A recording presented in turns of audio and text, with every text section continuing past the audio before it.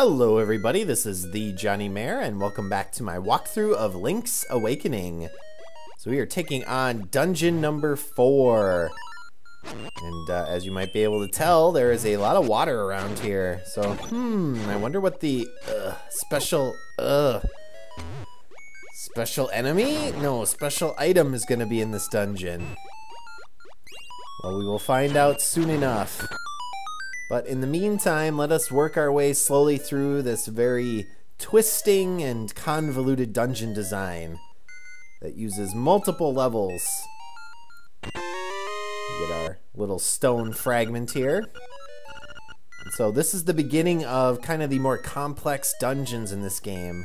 And you're going to notice that a lot of them are multi-tiered with many levels, which is a little bit of a difference from the original Zelda game, and also from I hate doing jumps. Yeah, this might take a bit. Get over there. Yes, from Link to the Past. Now Ganon's Tower in Link to the Past, of course, had quite a few different levels, but most of the dungeons were contained within a couple levels. Yes, I want to bomb it. Thank you. And let's see what's under these pots over here. Now those pea-hats, of course, you can't kill until they land. That's a staple in the Zelda series. And you're going to need to get a lot of small keys in here to progress. So we're starting that collection pretty early on. Okay, let's dodge around these guys. Well, let's see if we can get rid of some of these anti-fairies. Well, that's one. And then we'll head up. This should be... Yes, let me bomb it, please. Thank you. This should be another key, probably. We're gonna get hit, aren't we? Yeah, I knew I would. Dodge. Okay. So that's pretty much all you can do this direction. This is kind of a dead-end route that you need to take on, because if you don't, obviously you're going to be short a couple of keys. So let's head back towards the entrance. Alright, and that enemy jumped in there like an idiot. Follow me down into the abyss, you stupid slime. And at last, we get the map. So now we can check out this place and see all of the different rooms. Kind of look like Transformer head, doesn't it? A silhouette. Maybe Optimus Prime. I'm not a big Transformer person, so I'm not 100% sure if that's accurate or not. That's just my quick assessment. And I really hate that the enemies respawn in here. Makes you do a whole bunch of killing when you already killed off certain creatures. Ugh. And that chest we're actually not going to get for quite a while, because that is the nightmare key up there to the left. But let us continue on. We should be able to get the compass, and then we'll pretty much be done. God, I hate these guys. Stupid turtles. With the special items in this dungeon. Yes, yes, thank you, the compass. Let us move on. Here's a fun little room. Let's see if I can get... Come into my slash zone. If I can get through this without falling in the water. Nope. Well, what a shock. At least you don't get hurt by the water. That would suck. Especially because I'm going to be doing a couple of risky jumps in this dungeon. And if I got hurt by the water, I would be losing health at a rapid pace.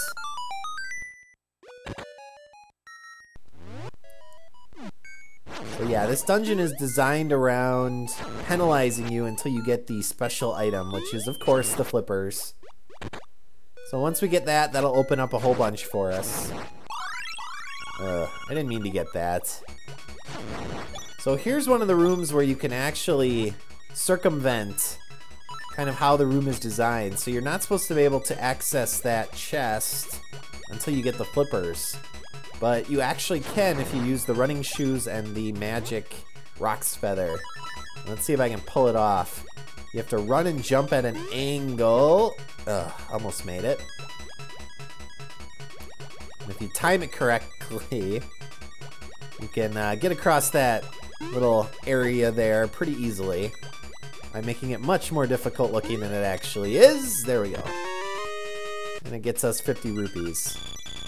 Very nice. And let's see if there's anything under this pot. Yes, a fairy. Oh no. Fairy, come here. I need you. Thank you. And now we're back to this area, which should look familiar. But of course now we have to jump north instead of east to west. So let's see if I can make this without falling down into the abyss. Probably not. Wow. Alright. Maybe I can do something right for once. Ugh. That guy's too close. I should probably leave and come back, because that'll reset him. And you don't want to head down those steps yet, because we can't get what's below. We need the flippers first. So kill off all these guys. And man, that was mean. They made the key fall below into the water. And so we'll have to come back and get that eventually. But in the meantime, let's continue to fight stupid turtles. Ah, slime. There we go. And what does our stone slab say? Glint of a tile will be your guide. Well, keep that in mind. We'll need that in a little bit. And here's the second jump that you can make that you're supposed to wait until you have the flippers.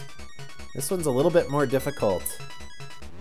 As you can see, your area for error is not very big. Let's see if I can pull this off or not. Ugh. So close.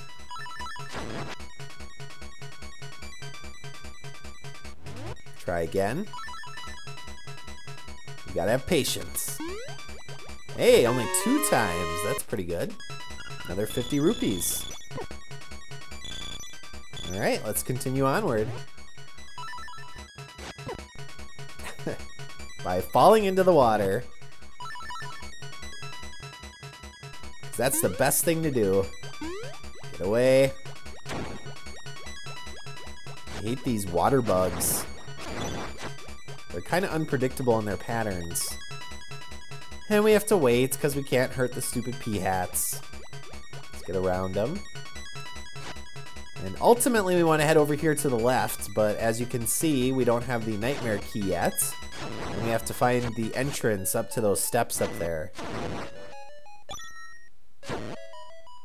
And at least we got rid of the stupid theme music that comes along with the Guardian Acorn. Now we can get back to the dungeon theme. So this room will come into play in a little while, but for now we can't do anything.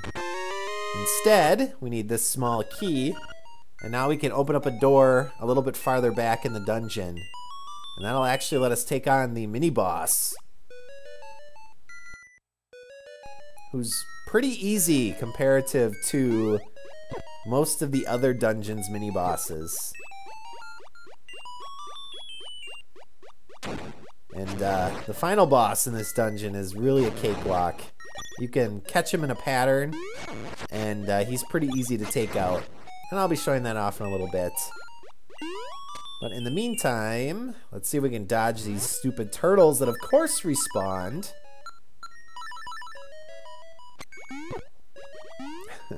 They gotta get a hit in. And say hello to the mini-boss. So hang around a corner, charge up your sword, and slash him as he comes by. Pretty easy. This will actually, yeah, stab him. You don't want to do that. And it takes roughly 4 or 5 charged shots to kill him off. So this should do it. Alright. Goodbye. And now we get a little trick room. So as you can see, these little door blocks are closing. And so you need to pull on this switch and then quickly run to the left so you can get through that opening before it closes. Let's see if we can pull it off. Go, go, go! Alright. And here we have the special item of the dungeon. Jeez, if we can get around these enemies.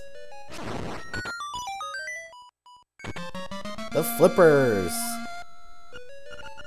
And you can actually dive in this version of the game too. So yes, we do not have to spend 500 rupees and give them to King Zora to get the flippers in this version. So that's nice. Lets us save up for our stupid bow. And these guys are really annoying. But see the glint of the tile there? That's telling you that you need to know that sequence I just did. And we'll need to do that in the room that's back a little ways. But let's see if we can kill these guys off. They're like the dreadnoughts from the original Legend of Zelda. They have a knack for... Why did that kill them? For turning around at the worst possible time. I'm not sure this is worth it to try to kill them.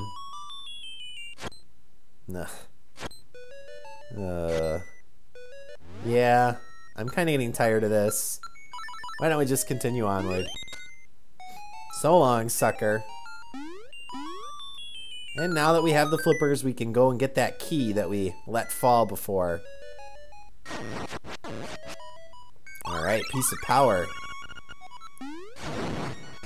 Piece of power symbol always kind of looked like a pizza slice to me, but that might be because I originally played this game around the time I was playing the Teenage Mutant Ninja Turtle games too. So let's get our key. And if you have the Rock's Feather equipped when you're underwater, you can actually surface, jeez, much, and if you're just normally swimming. Alright. So that's pretty much it. All we have to do is get down those stairs over there and we'll continue onward. Ugh. Water bugs. Around them. And this should take us to the nightmare key. And once we have that, we can continue on to the boss.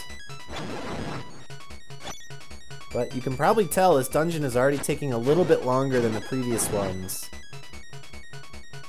Which, you know, it's not a big deal.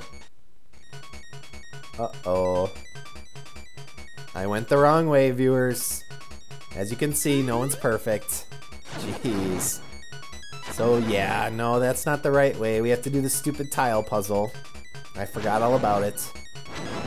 So let's head back to the tile room. And then we'll do that, we'll get the nightmare key, and then we'll come back this way. Dodge these guys by diving. That is a nice little feature of the flippers. Get away. Now, you can, when you first come to this room, technically hit all the tiles with your Rock's Feather, but you have to swim to activate the last tile. It's really weird. So if you try to do it by jumping, you won't activate the last little shiny. And then there's an annoying little part up here. So you have to activate this guy, get to the other side. You have to activate him again, get up quickly the ladder, and then jump on top of him. Ugh. Come on.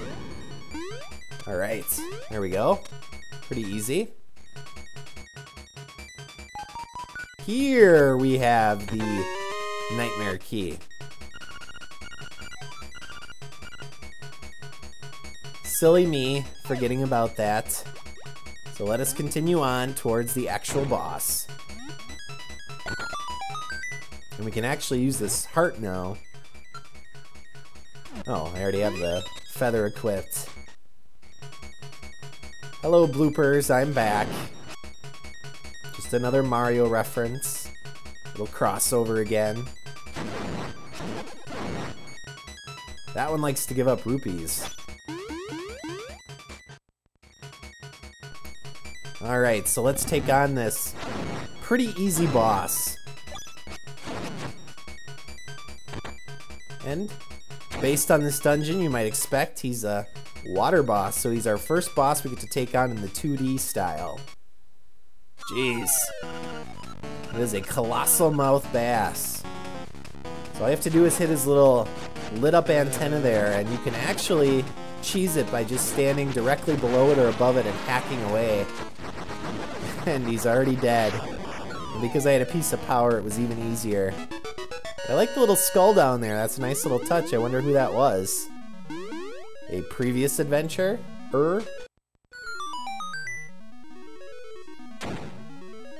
And now we get the surf harp. So let's check out the little tune that this thing sends out. Oh, I have to hit the button.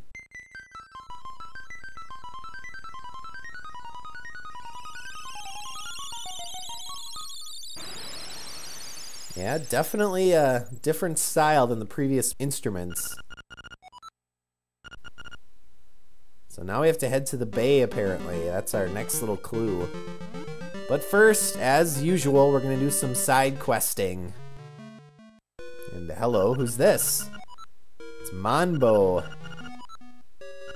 I do have an ocarina. And he's going to teach us a little song. Watch the eye.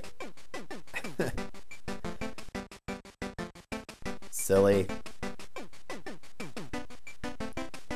So this song is not vital to the game. It's kind of a little diversion, but it can be helpful, because it's actually a warping song that takes you to kind of a central location in the map. Manbo's Mamba. We're not going to be using that for a little while yet. First, we're going to be collecting some heart pieces. So now that we have the flippers, it opens up quite a bit of an area that we couldn't access previously, including this little cave here. So if you dive off to the right, we get a heart, and that actually gives us a full heart container. And there's one more heart piece I want to get before we call it an episode. And then in the next episode, we'll start working towards Dungeon 5. And we do have a lot of side quests to do before we get to that point. Get away. So if you remember, there was a little moat around Richard's castle before. And you can actually get another heart piece in the moat. So you have to head to the west over here and then head south. And eventually we'll get over to the castle. And then we'll grab that heart piece and call it an episode. There's the castle. So let's head south. And what the hell is that?